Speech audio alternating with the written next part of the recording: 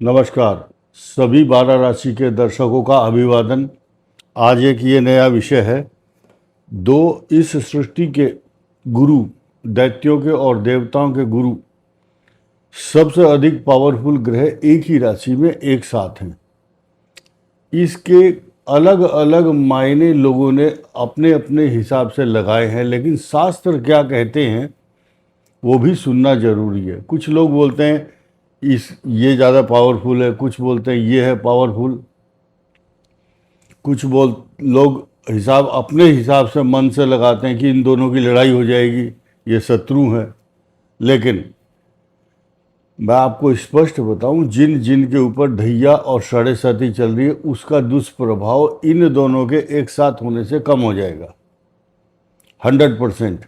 और दूसरा, इसको गज लक्ष्मी योग भी कहा गया है, जिसे गज केसरी योग, वो तो बनता ही है हंस योग। ये गज लक्ष्मी, क्योंकि शुक्र जो है लक्ष्मी को मैग्नेटिक फोर्स की तरह खींचता है। यानी कि इस सृष्टि के जितने भी लोग हैं, चाहे वृष राशि का हो, मेष हो, तुला है, धनु है, यानी कि जितनी भी ये राशियां हैं, इन सब के घर के अंदर मैग्नेटिक फोर्स, धन का आगमन बहुत तेजी से होता है। और उनके लिए खास तौर से होगा जिनकी कुंडली में शुक्र बृहस्पति बहुत अच्छे हैं, या उन दोनों की परस्पर दृष्टि है, या युति है। युति बहुत कम देखने को मिलती है, लेकिन मिलेगी। और ऐसा हो ही नहीं सकता कि आपको इसका लाभ ना मिले। शुक्र और बृहस्पति का गोचर एक साथ सभी 12 राशियां प्रभावित होती हैं। प्रभावित का मतलब यह है कि अच्छा प्रभाव है। नेगेटिव किसके ऊपर हो सकता है ये मैं लास्ट में बताऊंगा, क्योंकि अच्छी बात सुनना पहले पसंद करता है आदमी। अभी खराब बता दिया तो आपका माइंड उधर ही डाइवर्ट रहेगा कि ये तो बस मारे गए, लुट गए। आप तो ध्यान से सुनिए, शनि की ढैया और साढ़े साती का दुष्प्रभाव कम होगा। जब ऐसी पोजीशन बनती है तो मनुष्य उदारवादी हो जाता है।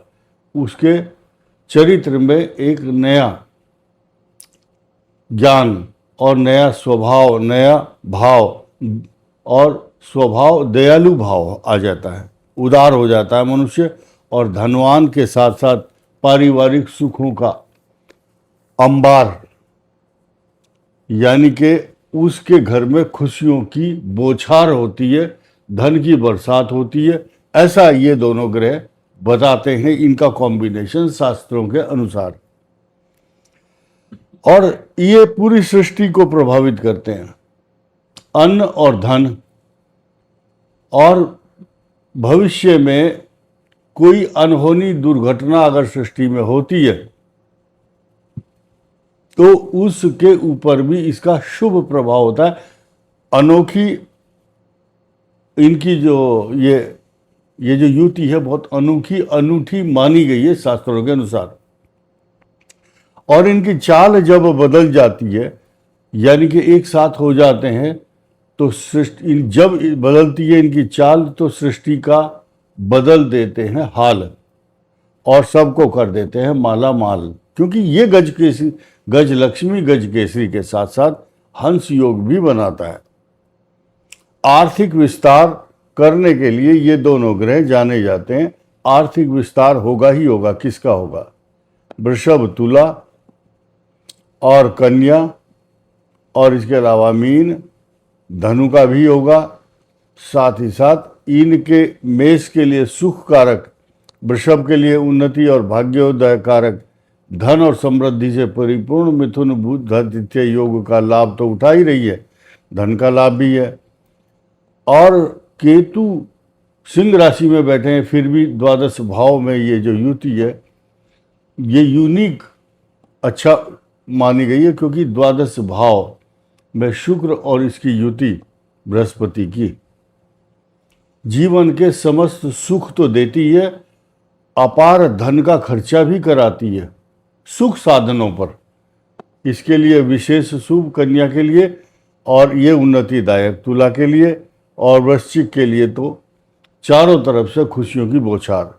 धनु के लिए ये अष्टम भाव है, तो धन को परिपूरित और परिपूर्ण करने के लिए, आर्थिक समृद्धि देने के लिए, और कर्क के बिल्कुल ठीक सामने 180 अंश पर है मकर। तो मकर पर इन दोनों की सीधी सीधी साफ साफ दृष्टि है, फोकस है, तो नेचुरल है ये अच्छा ही होगा। कुंभ के लिए अनेकों सुख और समृद्धियों का ढेर ये देगी, लेकिन आपको जो कष्ट होगा वो अलग दूसरे ग्रहों के कारण हो सकता है। तो अगर तकलीफ होगी तो आप इनको ब्लेम नहीं करना कि शुक्र और बृहस्पति ने तो हमें मरवा दिए हैं।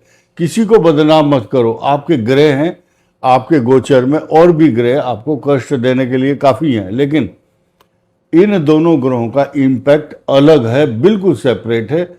ये अच्छा परिणाम देगा।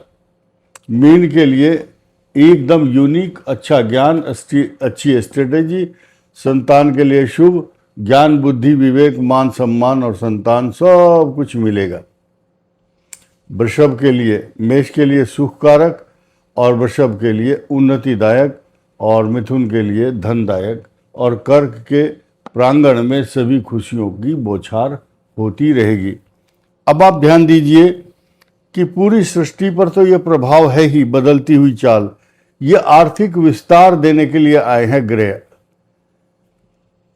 फाइनेंशियली एक्सटेंशन देती है, या मतलब आपके घरेलू और व्यापारिक और नौकरी में विस्तारीकरण का प्रतीक बन जाते हैं दोनों ग्रह। और साथ ही साथ आप देखेंगे जब जब इन दोनों के फोकस कई राशियों को पढ़ते हैं, या ये दोनों इन जिन राशियों के भी स्वामी हैं, एक तो ये राशि खुद प्रभावित है, मीन और धनु, तुला और वृषभ, और ये खुद, और ये जिस पर दृष्टि है, और एक इस पर भी दृष्टि है, और एक